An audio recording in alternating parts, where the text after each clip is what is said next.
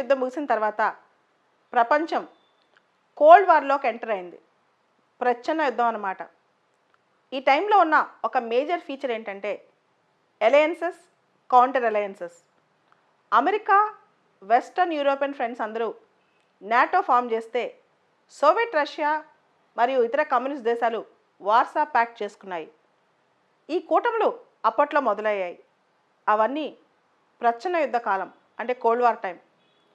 ఆ తర్వాత 1980-90 దశకాల్లో ప్రపంచంలో చాలా కూటములే వచ్చాయి. మనం చూస్తే అసలు ఈ మధ్యకాలంలో ప్రతిసారి ఒక కూటమి. ముఖ్యంగా గత 10 రోజుల నుంచి ఆకస్ చాలా హల్చల్ చేస్తోంది. అమెరికా, ఆస్ట్రేలియా, యునైటెడ్ కింగ్డమ్ ఈ మూడు కలిసి ఒక ఇండో పసిఫిక్ పార్ట్నర్షిప్ ఫామ్ చేశాయి, ఆకస్. దీని మీద చాలా దేశాలకి కంటగింపుగా ఉంది. అయితే ఈ కూటముల మీద మొన్న హిందూ పేపర్లో ఒక అద్భుతమైన చర్చ వచ్చింది. అసలు ఈ కూటములు ఏ పర్పస్ మీద ఫామ్ అవుతున్నాయి, అవి ఏర్పాటైన పర్పస్ అవి ఫుల్ఫిల్ చేస్తున్నాయా, అసలు ఏర్పాటు అయ్యేటప్పుడు వాటికి సరైన ప్రామాణికాలు ఉన్నాయా, వాటి రిలవెన్స్ కోల్పోయిన తర్వాత అవి అసలు తిరిగి ఎందుకు ఉంటున్నాయి, వీటన్నిటి మీద ఆధార్ చర్చించారు. ఉదాహరణకి మనం చూస్తే కామన్వెల్త్, బ్రిటిష్ కాలనీస్ అన్నీ కలిసి, బ్రిటిషు బ్రిటన్ పరిపాలిత ప్రాంతాలు, ఈ పాత కాలనీస్ అన్నీ, ఫార్మర్ కాలనీస్ కామన్వెల్త్ చేసుకున్నాయి. కామన్వెల్త్కి ఏదో సింబాలికల్గా మీటింగ్స్ జరుగుతుంటాయి, చోగం సమ్మిట్స్, కానీ దానిలో అచీవ్మెంట్స్ ఏమీ లేవు. అది ఇర్రెలవెంట్ అయిపోయింది. ఇంకా సరే, అయినా సరే ఎందుకు కామన్వెల్త్ కొనసాగుతుంది? అదేవిధంగా మనం చూస్తే నాన్ అలైన్డ్ మూమెంట్. యాక్చువల్గా ఈ మూమెంట్కి సంబంధించి ఒకప్పుడు చాలా ఉత్సాహం ఉండేది. భారత ప్రధాని న్యామ్ సమ్మిట్ జరిగితే ఖచ్చితంగా లీడర్షిప్ రోల్ ఉండేది. కానీ ఇప్పుడు గత 2 సమ్మిట్లో ప్రధాని వెళ్ళటం మానేసి వైస్ ప్రెసిడెంట్ని పంపించారు.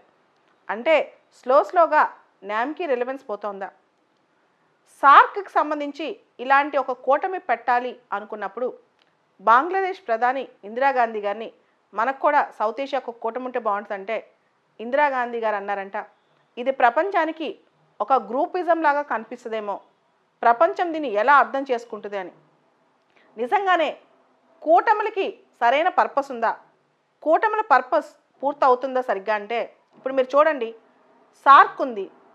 సార్క్లో తిట్టుకోవడం తప్ప, సార్క్లో గొడవ పట్టడం తప్ప సార్క్ అచీవ్మెంట్స్ ఎంతవరకు కనిపిస్తున్నాయి, ఇదొక క్వశ్చన్. అదేవిధంగా క్వాడ్ ఉంది. క్వాడ్కి సంబంధించి గత 2 సంవత్సరాల ముందు వరకు ఇండియా క్వాడ్లో ఉండాలా వద్దా, అంటే క్వాడ్లో పూర్తి స్థాయిగా తన పాత్ర ఏంటో ఆలోచిస్తూనే ఉంది. ఎప్పుడైతే లాస్ట్ ఇయర్ చైనా థ్రెట్ బాగా ఎక్కువైందో ఇండియా క్వాడ్లో ఎక్కువగా పాత్ర పోషిస్తోంది. అదేవిధంగా మనం చూస్తే ఆర్సీఈపీలో జపాన్, చైనా లాంటి దేశాలు పూర్తి స్థాయిలో ట్రేడ్లో డామినేట్ చేస్తాయని ఇండియా ఆర్సీఈపీ టాక్స్ నుంచి విత్డ్రా అయిపోయింది.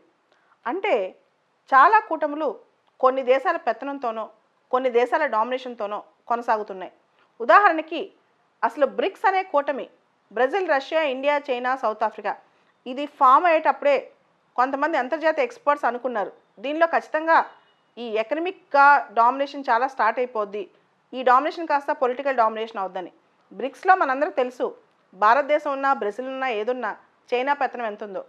అదేవిధంగా షాంఘై కోఆపరేషన్ ఆర్గనైజేషన్ కూడా మన ఎస్సీఓ మీటింగ్ కూడా చూసాం, ఎస్సీఓ సమ్మిట్, దానిలో కూడా చైనా పెత్తనం. సో ప్రతి దానిలో మనం చూస్తే ఈ కూటమిలో కూడా కూటమిని పేరు చెప్పుకొని ఆ కూటమిలో స్ట్రాంగ్ ఉన్న కంట్రీస్ ఎక్కువగా డామినేట్ చేస్తున్నాయి. ఆ కూటమిలో రిలవెన్స్ కోల్పోయినా వాటికి సన్సెట్ క్లాజ్ ఉండట్లేదు. సన్సెట్ క్లాజ్ అంటే ఆ కూటమిలకి ఈ పర్పస్ పూర్తయిన తర్వాత ఈ కూటమి ఈ రోజుతో ఆపేద్దాం, అవసరమైతే కొత్తగా రెన్యూడ్గా చేసుకుందాం, అలాంటి సన్సెట్ క్లాజ్ అనేది అస్సలు ఫాలో అవ్వట్లేదు. ప్రతి కూటమి సింబాలికల్గా, నామమాత్రంగా కూడా సమ్మిట్లు పెట్టుకుంటాయి. ఆ సమ్మిట్కి ఏం చేస్తాయంటే మినిస్టర్స్ని, డిప్లొమాట్స్ని, అఫీషియల్స్ని అందరినీ పిలుస్తాయి. దానికి అయ్యే ఖర్చు, దానికి అయ్యే ఎనర్జీ, టైం, ఇవన్నీ ఆ కూటమి పర్పస్కి నిజంగా ఉపయోగపడుతున్నాయా? ప్రపంచంలో ఎన్ని కూటములు ఎంత మాత్రం మేలు చేస్తున్నాయి? ఇండియా ఈ మధ్య గత 5-6 సంవత్సరాల నుంచి 4 టెక్నాలజీ రెజిమ్స్ కోసం, టెక్నాలజీ కంట్రోల్ రెజిమ్స్ కోసం ట్రై చేస్తుంది. ఒకటి MTCR, missile technology control regime, రెండోది వాస్నార్ అరేంజ్మెంట్, మూడోది ఆస్ట్రేలియా గ్రూప్, నాలుగోది nuclear supplies group. Nuclear supplies groups తప్ప మిగతా మూడిట్లో ఇండియాకి స్థానం వచ్చింది. కానీ ఇండియా ఈ స్థానాన్ని ఎలా ఉపయోగించుకుంటుంది, ఎలా ఉపయోగించబోతోంది, నిజంగా భవిష్యత్తులో ఇండియాకి ఇది మంచి చేస్తుందా? దీనివల్ల ఇండియా డిఫెన్స్ మార్కెట్ పెరుగుతుందా? ఇవన్నీ కూడా మిలియన్ డాలర్ క్వశ్చన్స్. సో కూటమిలు ఏర్పాటు చేసుకోవడం కాదు, కూటములు ప్రయారిటీస్ పెట్టుకోవడం కాదు, అసలు ఎజెండా ఏంటి, దాన్ని ఎంతవరకు అచీవ్ చేస్తావు, దానికి టైం బౌండ్నెస్ ఉందా, ఆ కూటమి రిలవెన్స్ కోల్పోయినప్పుడు కొత్త రిలవెన్స్ ఏంటి, దాన్ని రెన్యూ ఎలా చేసుకోవాలి, ఇట్లా చాలా విషయాలు చూసుకోవాలి. ఏదైతే అవుట్డేట్ అయిపోయినాయో ఆ కూటమిని పక్కన పెట్టాలి, కొత్త కూటమిలోకి వెళ్ళగలగాలి. అదేవిధంగా ఇప్పుడు మనం చూస్తే security and economic relations are more important than political relationships. అంటే ఏదైనా ఆర్థిక సంబంధమైన భద్రతాపరమైన రిలేషన్షిప్స్, ఉదాహరణకి క్వాడ్ ఉంది, ఐఓఆర్ఏ ఉంది, ఇండియన్ ఓషన్ రిమ్ అసోసియేషన్, ఇప్పుడు ఆకస్ ఉంది. ఇవన్నీ భవిష్యత్తులో చాలా రోల్ ప్లే చేయబోతాయి. కానీ వీటిని ఏ విధంగా ఈ మెంబర్స్ ముందుకు తీసుకెళ్తున్నారు, ఇంటర్నల్ గొడవలు పక్కన పెట్టి, ఇవన్నీ కూడా చాలా ఇంపార్టెంట్ అనమాట. వరల్డ్ గ్రూపిజం అనేది కూటమిలో కనిపిస్తుంది. కానీ ఈ గ్రూప్లో కూడా ఎవరు డామినేట్ చేస్తున్నారు, ఈ ఒక గ్రూప్కి ఇంకో గ్రూప్కి ఉన్న ఫైట్ ఏంటి? మనందరూ తెలుసు, యూరోపియన్ యూనియన్ నుంచి ఆఫ్రికన్ యూనియన్ వరకు, ఆసియాన్ నుంచి సార్క్ వరకు, అదేవిధంగా లాటిన్ అమెరికాలో మనం అమెరికాలో చూస్తే, యూఎస్ఏలో చూస్తే నాఫ్టా, ఈ మధ్య అది యుఎస్ఎంసీ అయింది. లాటిన్ అమెరికాలో చూస్తే మెర్కోజర్, సిలాక్, ఇవన్నీ ఉన్నాయి. ఇవన్నీ ఒక్కొక్కటి దాన్ని ఎంతవరకు టార్గెట్స్ రీచ్ అవుతున్నాయో కూడా కూటమిలో అసెస్మెంట్ కూడా జరగాలి. అదేవిధంగా ఈ కూటమిలో పాల్గొనడానికి యుఎన్ అఫీషియల్స్ కూడా వస్తుంటారు, వాళ్ళ పాత్ర ఏంటి?